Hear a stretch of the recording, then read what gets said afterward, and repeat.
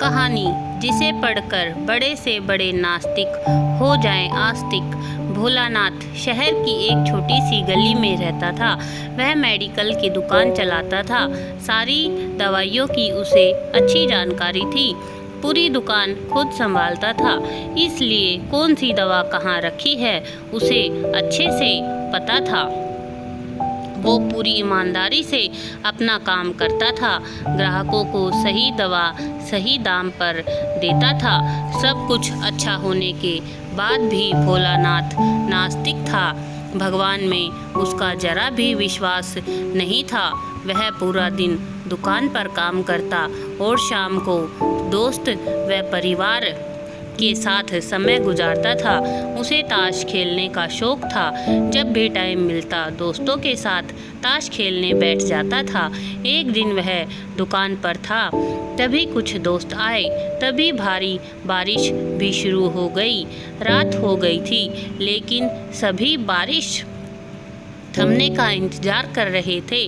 बिजली भी चली गई थी। बैठे बैठे क्या करें, सोचा मोमबत्ती की रोशनी में ताश ही खेल लेते हैं। सारे दोस्त तो दुकान में ताश खेलने बैठ गए।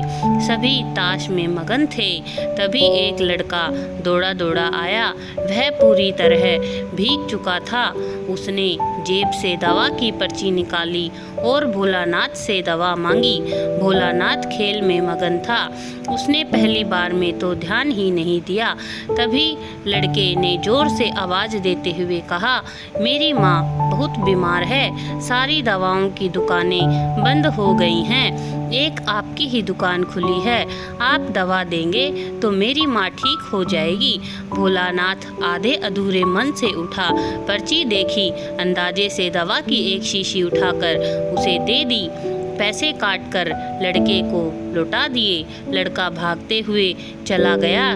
तभी बारिश थम गई। भोलानाथ के दोस्त चले गए और भोलानाथ भी दुकान बंद करने लगा। तभी उसे ध्यान आया कि रोशनी कम होने के कारण उसने गलती से लड़के को चूहे मारने वाली दवा की शीशी दे दी है। भोलानाथ के हाथ पांव फूल गए। उसका दिल जोर जोर से धड़कने लगा। उसकी 10 साल की नेकी पर मानो ग्रहण लग गया। उस लड़के के बारे में सोचकर वह तड़पने लगा। सोचा, यदि यह दवाई उसने अपनी बीमार माँ को दे दी तो वह अवश्य मर जाएगी। लड़का भी बहुत छोटा होने के कारण नाम नहीं पढ़ सकता था।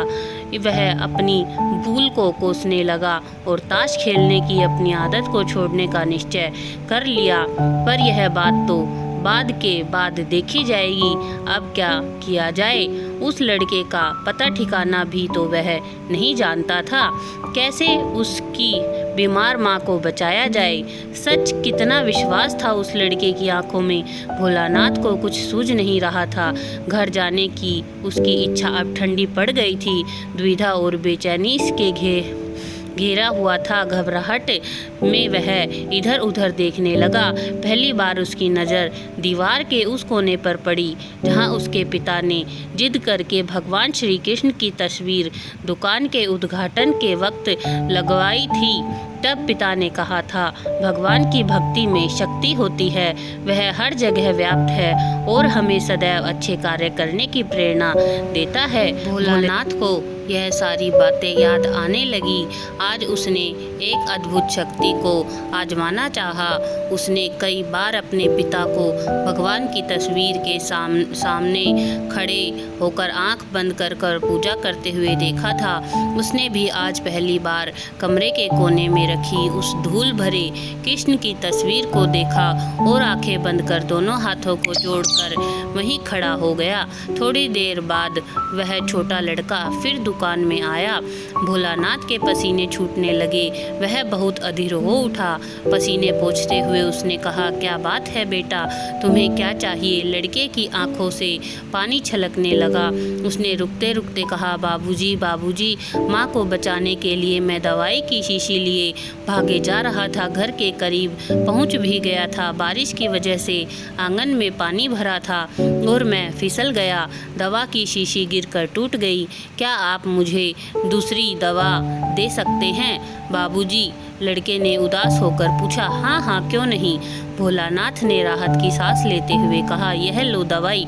पर उस लड़के ने दवाई की शीशी लेते हुए कहा, पर मेरे पास तो पैसे नहीं। उस लड़के ने हिचकिचाते हुए कहा। भोलानाथ को उस पर दया आई। कोई बात नहीं, तुम यह दवा ले जाओ और अपनी माँ को बचाओ। जाओ, जल्दी जाओ, और हाँ, अब की बार जरा संभल कर जाना। लड़का अच्छा बाबूजी कहता हुआ खुशी से चल पड़ा। अब भोलानाथ की जान में जान आई।